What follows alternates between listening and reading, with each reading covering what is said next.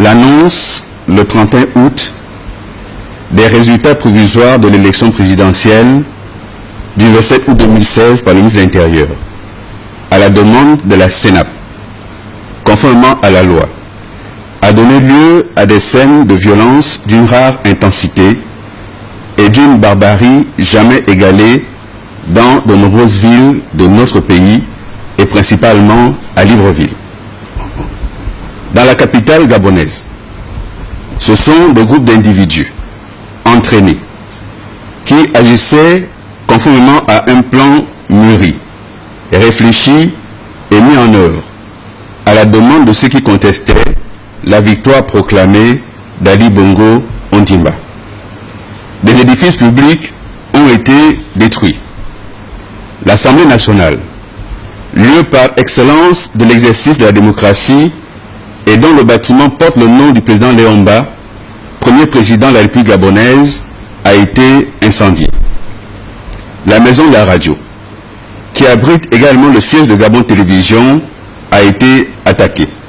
De même que les prisons à Libreville, Mouila et Lambaréné. De nombreux édifices et autres biens privés ont également été incendiés et des chaînes de magasins pillées et mis à sac. Le sommet de l'horreur ayant été la mort de 4 personnes, parmi lesquelles un jeune policier, sur qui des personnes embusquées ont ouvert le feu à Oyem. Ce jeune policier a rendu l'âme le 13 septembre 2016 à l'hôpital d'instruction des armées Omar Bongo Ondimba de Libreville. Au moment où le pays tout entier et la communauté internationale sont dans l'attente des résultats définitifs qui seront proclamés par la Cour constitutionnelle au terme de l'examen du contentieux électoral, des voix irresponsables s'élèvent à nouveau. Ces voix, qui incarnent une violence politique jamais atteinte dans notre pays, promettent une instabilité durable si le résultat de la Cour ne leur était pas favorable. Le dessein avoué de ces gens est de faire encore plus de victimes, comme si le nombre de morts déjà enregistrés et le deuil qui frappe de nombreuses familles gabonaises ne sont pas déjà des morts de trop et des deuils dont on aurait pu se passer. Comme l'a rappelé le président de la République, chef de l'État, au terme de la cérémonie d'hommage rendue ce jour aux jeunes policiers, je cite, « Un Gabonais qui meurt, c'est un drame. Quand il y en a plusieurs, c'est une catastrophe. Nous devons tout faire pour ne plus connaître ce genre de choses. Nous devons tous, Gabonaises et Gabonais, crier d'une seule voix, plus jamais ça. » Fin de citation.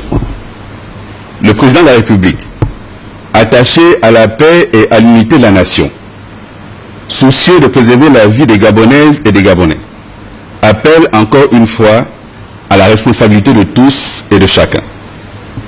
Aussi, afin d'éviter que la haine, la barbarie et la violence ne prennent à nouveau le dessus pour semer la peur, la désolation et le deuil dans notre pays, le président de la République, chef de l'État, Son Excellence Ali Bongo Ondimba, est-il prêt à rencontrer tous les candidats de la dernière élection présidentielle, y compris M. Ping, afin que plus aucun Gabonais ne trouve la mort sous prétexte d'une revendication démocratique dont les mécanismes de résolution sont pourtant prévus par la loi et connus de tous.